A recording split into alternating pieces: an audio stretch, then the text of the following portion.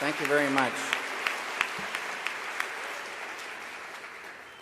It's good to be here in Boston, and thank you very much for coming here tonight.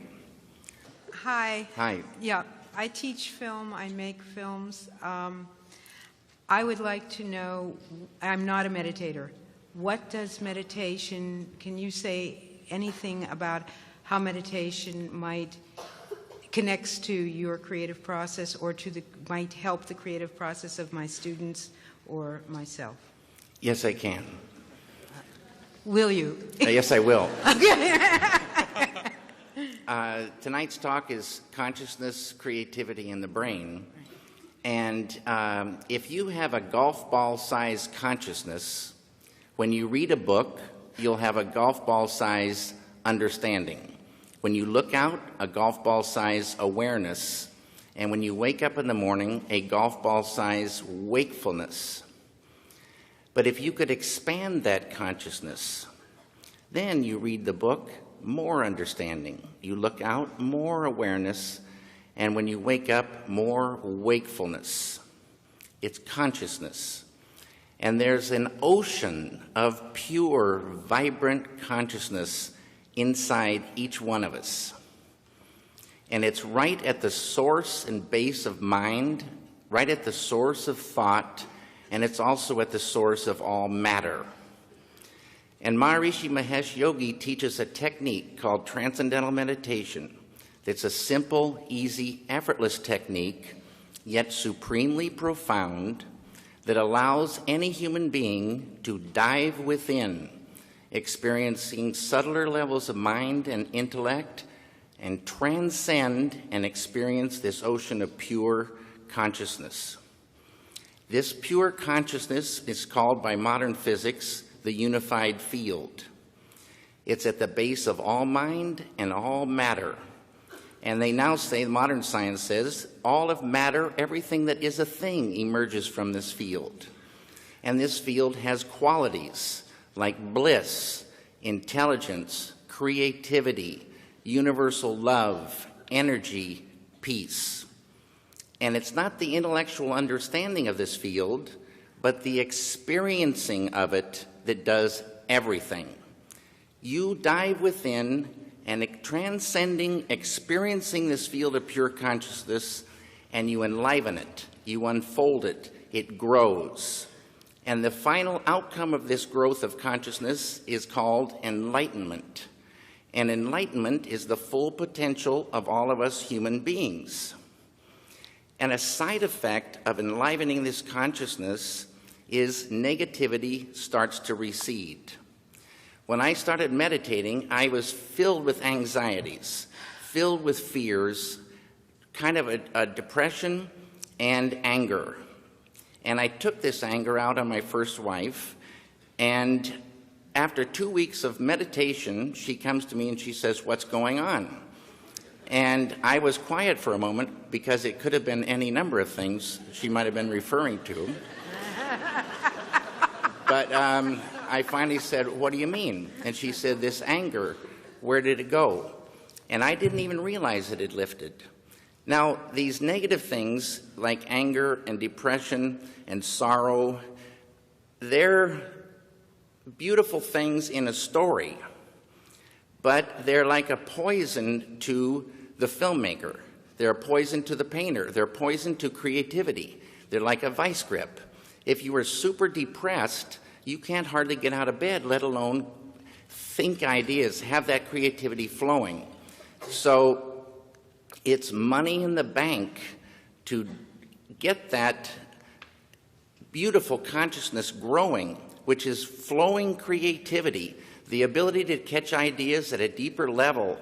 Intuition grows. This field is a field of pure knowingness. You dive in there, you sort of just know how to go. You know how to solve solutions. It's like an ocean of solutions. And you can just feel this thing growing.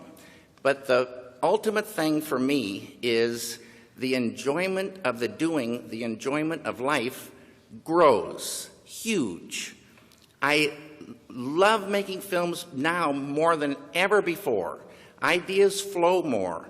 Everybody has more fun on the set.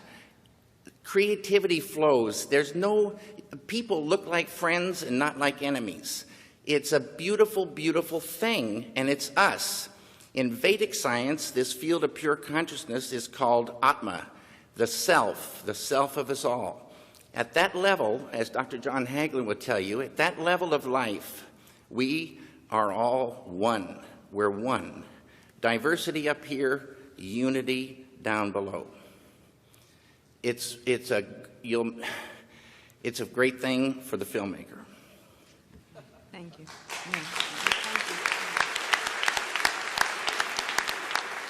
I would like to have a glass of water, if that's possible. Okay.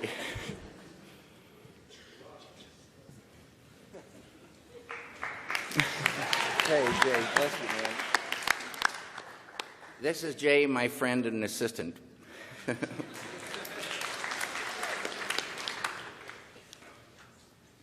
really good. It's not quite as good as pure consciousness, but it's really good.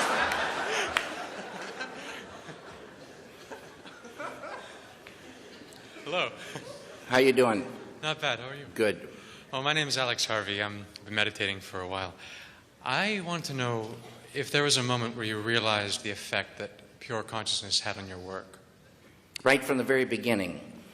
And like I said, I might have been, I think I had so many anxieties and fears, and I felt those lifting. And bliss is a thing in this field, the unified field. Bliss, they say, is the sweetest nectar of life.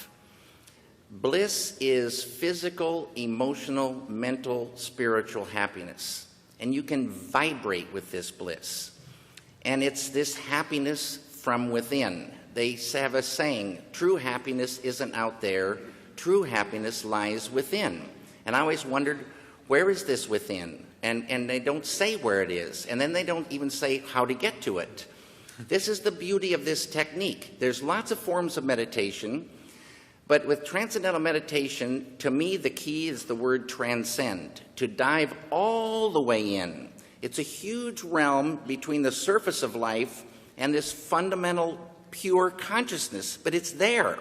And when you're in it, you know you're in it. It's familiar, but it's you. And right away, a happiness, but it's not like a goofball happiness. It's a thick beauty. It's a thick beauty to appreciate life and living. And why suffer? Suffering starts to go. And people say, well, you got to have anger. You got to have an edge, to create. You got to know about anger. You got to have energy. You got to have clarity to create. You got to be able to catch ideas. You got to be able to be strong enough to fight unbelievable pressure and stress and the whole thing in this world. That will lift, because this whole thing is tied to world peace, but it's going to be a better world, but it's still a very tough world. And this just gives you more and more and more ability to say, it just looks beautiful. It's way, way, way, way better. And this happened right away. Thank you. You bet.